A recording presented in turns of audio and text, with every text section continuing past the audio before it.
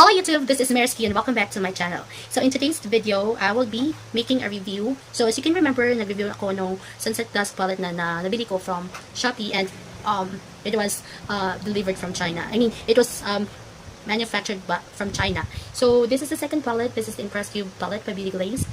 As you can see, we'll talk about the packaging first.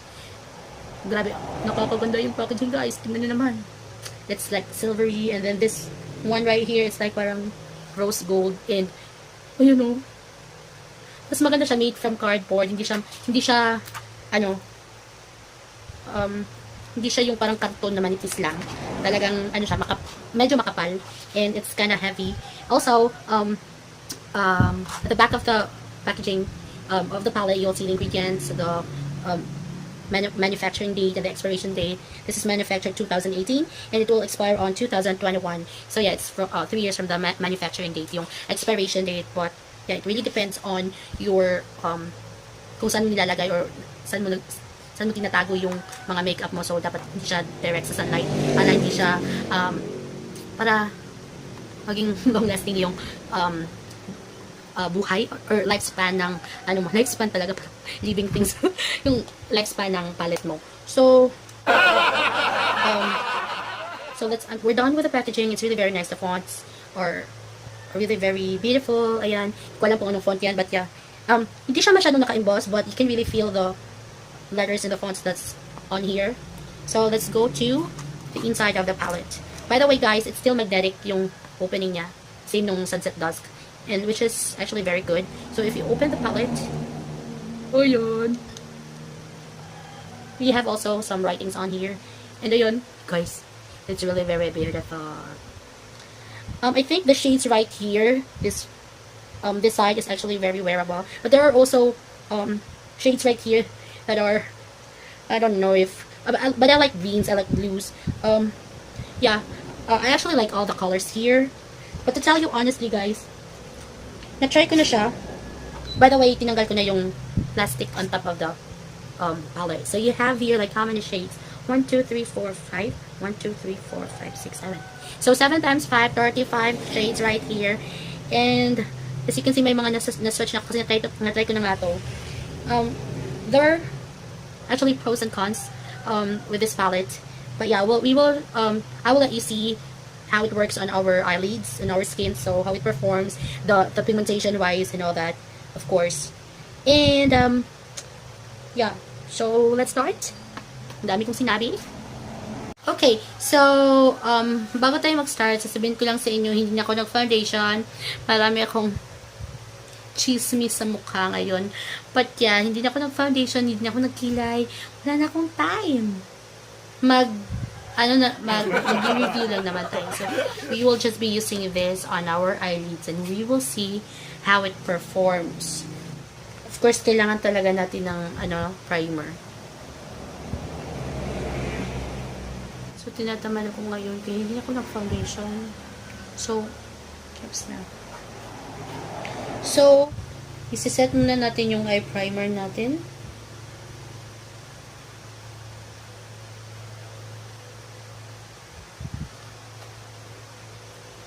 I actually swatched the lightest shade. Ayan o. Parang chalky. Chalky siya. But, we'll make this work. We'll use that one as our... Ayan o. I don't know if you're seeing that. Chalky talaga siya. Maraming fallout. Ayan. I tried to swatch a glittery shade. Maganda siya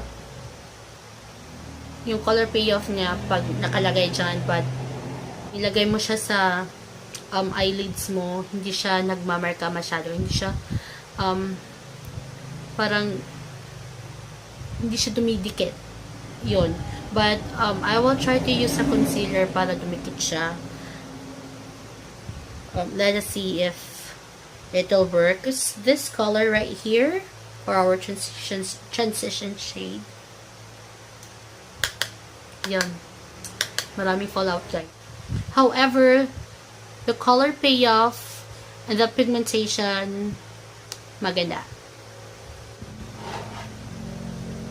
Let's try to use this shade right here. Grabe. See the color right there? Sinasabi kong may mga shades naman dito na talagang super ganda. And this is one of them. Yung mga matte colors, yun yung nakikita kong may potentials. Pero yung mga shimmers, so far, wala pa akong nagugustuhan. And we are going to use this one right here. Andyan ka na naman, di ko maiwas. Humingin sa iyong liwanag, dadara na naman sa iyong voice. Asin bayot, maganda siya. Sure. Lalagay ko ng concealer para namang galing-galing ko. Well, practice makes perfect. So we'll try to practice to make it perfect. Okay, so we will try to put this one right here. Or, no, not that one. We'll try to use some lighter one. I think this one right here, the color pink. Nag-enhance siya kumpara nung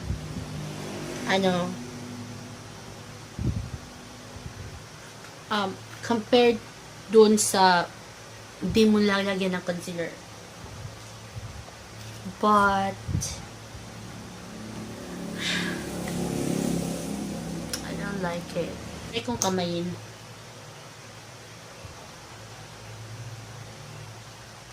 Mas maganda talaga siya pag kinakamay. I think it's going to work if you're using your fingers. Okay. So, ayan. That is what it looks closely. Di pa ko tapos. Hindi ako bash. Wait lang kayo dyan. Alright, so, yeah, this is what I came up with, the palette that I have right here. So, okay. So, let's start with, the cons. Like what I've mentioned sa, while we are putting the makeup or the eyeshadow. So as I have mentioned while putting on the eyeshadow, for the glittery ones, it's really not that, parang, how can I describe this? Parang, I'm not liking that much. Well, if you swatch it, maganda siya, but if you put it on your eyelids, hindi siya, nagpe-perform ng ayos. So, as I have mentioned nga, nagawan ko na to ng look, and I tried it without the concealer. So, hindi siya masyadong madikit. So, in this video, I tried it with a concealer. But guys, I'm still practicing the cut crease and all that using the concealer. So, I'm really not, just a disclaimer, I'm not really very good at it. But I actually just did my very best to put it on so that we can see kung paano siya magpe-perform with the concealer. So, I will also know if magiging maganda siya. But, unfortunately, it wasn't that good using the brush. But when I tried to use my fingers, nag-okay naman siya, pero hindi talaga siya yung sobrang maganda tingnan. But I'm actually planning to also get the pressed glitters ng Beauty Glaze, kasi sabi nila maganda daw yung glitters nila doon. So we will try to make a review of that. I'll try to purchase that also, so we can test it out. So for this one, yeah, I think that's it. And then yung mga lighter shades that we have on here for let's say for setting your eye primer, maganda siya, but it's chalky. Marami siyang fallouts. Hindi ko alam if nakikita ba sa camera yung pag-tap ko, if nakikita yung fallouts, but in person nakikita talaga yung fallouts. And then, but the cons, the pros for this palette, yung matte colors niya is really on point, especially the darker shades, the brown ones, yung mga kulay na talagang kukunin mo, the usual colors that you will get pag nag-makeup ka, yung mga colors na wearable lang. It's really very pigmented. The color payoff is really very good. It's also the blendability also is really very good. But as compared to the Sunset Dusk palette, I think I would get that palette because Although, konti lang yung shades niya, pero yung mga shades na nandoon is yung shades, are the shades that are very wearable. But for this one, there are actually colors right in here that hindi mo siya nasusuot every day. But for those parang advanced scaled makeup artist, or yung parang may nalalaman na sa makeup, this palette is really very good. Yung final verdict ko naman, maganda siya. It's worth the money. Only lang is yung mga shimmers niya is really not, it's not really very good as compared to other products that I have. And yeah, I think that's it. So final verdict ko is I can actually recommend this palette, even though may mga cons na yung nakita dito sa palette na to. Kasi this is actually, I think, 365 if I'm not mistaken. This is 365 pesos, and you have 35 shades inside. And hindi naman lahat ng